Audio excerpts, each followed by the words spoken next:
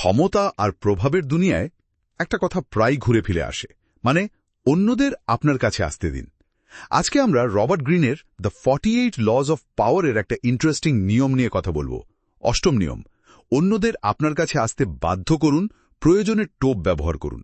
আমরা দেখব এর পেছনের যুক্তিটা কি আর এটা আসলে কিভাবে কাজ করে। বিষয়টা কিন্তু ভাবার মতো, তাই না? নিজে না ছুটে গিয়ে অন্যদের নিজের দিকে আনা। এতে নিয়ন্ত্রণের ব্যাপারটা নিজের হাতে থাকে। ঠিক। চলুন এই কৌশলটা একটু গভীরে গিয়ে দেখি। তাহলে মূল আইডিয়াটা হলো, যখন অন্যরা আপনার কাছে আসছে তখন আপনি নিজের চেনা জায়গায় নিজের শর্তে পরিস্থিতিটা ডিল করতে পারছেন। হ্যাঁ, অনেকটা নিজের মাঠে খেলার সুবিধার মতো। কিন্তু দেখুন, এখানে টোপ ব্যবহারের কথাও বলা হয়েছে। এই টোপ জিনিসটা ঠিক কি হতে পারে? কি ধরনের আকর্ষণ? টোপ বা প্রলোভন তো অনেক রকমই হতে পারে। সবচেয়ে সহজ উদাহরণ যদি বলি, ধরুন টাকা পয়সা বা কোনো বড় সুযোগ সুবিধা। কিন্তু এটা আরও সূক্ষ্ম হতে পারে। সূক্ষ্ম কি রকম? যেমন ধরুন এমন কোনো জরুরি তথ্য যা অন্যদের খুব দরকার, বা ধরুন বিশেষ কোনো জ্ঞান, এমনকি এক ধরনের রহস্য তৈরি করা যাতে মানুষ নিজে থেকেই কৌতূহলী হয়ে আপনার কাছে আসে। মূল কথা হল এমন কিছু সামনে রাখা যা অন্যদের কাছে খুব আকর্ষণীয় লাগবে, আর তারা নিজে থেকেই আপনার বলয়ের দিকে এগোবে। আচ্ছা, তার মানে শুধু লোভ দেখানো নয়, বুদ্ধির খেলাও আছে এখানে, আকর্ষণ তৈরি করা। বেশ। আচ্ছা, যদি কেউ এই নিয়মটা না মানে, ধরুন নিজেই অন্যের দিকে ছুটে গেল, তখন ঝুঁকিটা কোথায়? হ্যাঁ, ঝুঁকি তো আছেই। ইতিহাসে এমন কোনো উদাহরণ আছে কি, এই ভুলের ফল কি হতে পারে সেটা দেখানোর মতো? অবশ্যই আছে। একটা খুব ক্লাসিক উদাহরণ দেয়া যায়, রোমান জেনারেল মার্কাস ক্রাসাস। ক্রাসাস সেই সময়ের অন্যতম ধনী আর ক্ষমতাশালী লোক ছিলেন তো তিনি? ঠিক তাই।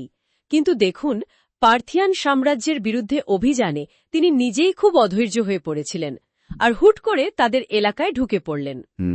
ফলাফল আমরা জানি, ক্যারেহের যুদ্ধ। তার বিরাট বাহিনী প্রায় ধ্বংস হয়ে গেল, আর তিনি নিজেও মারা গেলেন। গ্রিনের বিশ্লেষণ অনুযায়ী ক্রাসাস যদি কোনোভাবে পার্থিয়ানদের নিজের সুবিধে মতো জায়গায় টেনে আনতে পারতেন, টোপ ব্যবহার করে হোক বা অন্য কৌশলে, তাহলে হয়তো যুদ্ধের ফল অন্যরকম হতে পারত। তিনি নিয়ন্ত্রণটা হারিয়ে ফেলেছিলেন। একদম।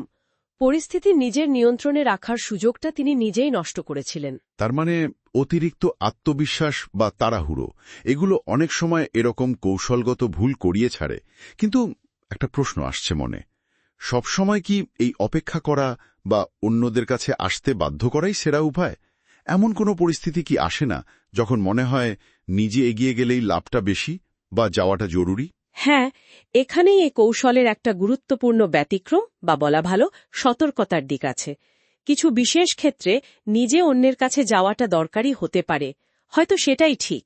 যেমন ধরুন কাউকে সম্মান দেখাতে, বা খুব দ্রুত কোনো সংকট মেটাতে, অথবা এমন কোনো সুযোগ লুফে নিতে যা অপেক্ষা করলে আর থাকবে না। তবে গ্রিনের পরামর্শ হল এটাও করতে হবে খুব ভেবেচিন্তে, হুট করে নয়। একদম নিশ্চিত হতে হবে যে এই এগিয়ে যাওয়ার ফলে আপনার ক্ষমতা বা নিয়ন্ত্রণ কমবে না, বরং শেষ পর্যন্ত বাড়বে। যেমন ধরুন একজন নেতা নিজে তার সৈন্যদের দেখতে গেলেন, এটা তাদের মনোবল বাড়ায়, নেতার অবস্থানও হয়তো আরও শক্ত হয়। আচ্ছা, বুঝলাম। কিন্তু এটা ব্যতিক্রম। সাধারণ নিয়ম কিন্তু উল্টোটাই, অন্যদের আসতে দিন। অর্থাৎ মূল লক্ষ্যটা হল নিয়ন্ত্রণ ধরে রাখা আর শক্তি সঞ্চয় করা, তাই তো?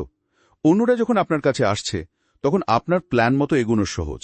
আপনি তাদের দেখে নিজের চালটা ঠিক করতে পারছেন। ঠিক। আর নিজে এগিয়ে গেলে কি হয়?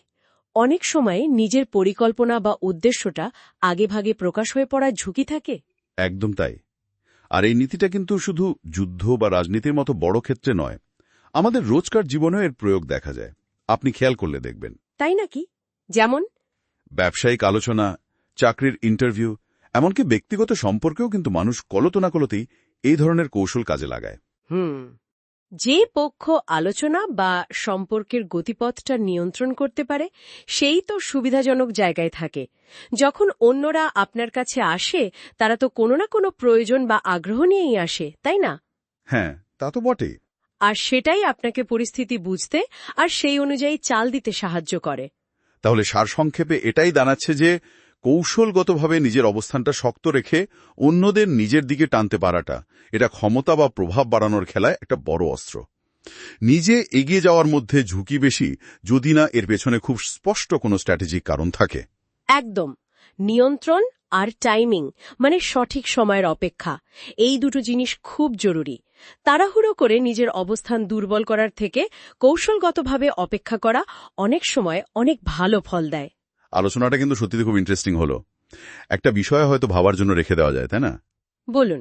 এই যে টোপ বা আকর্ষণের কথা আমরা বললাম, টাকা বা সুযোগের মতো এমন স্পষ্ট জিনিসগুলো বাদ দিলে আমাদের চারপাশে মানুষ আর কি কি অদৃশ্য বা সূক্ষ্ম উপায়ে অন্যদের নিজেদের দিকে টানার চেষ্টা করে, এমন কিছু যা হয়তো আমরা চট করে খেয়ালও করি না, এটা নিয়ে ভাবা যেতে পারে।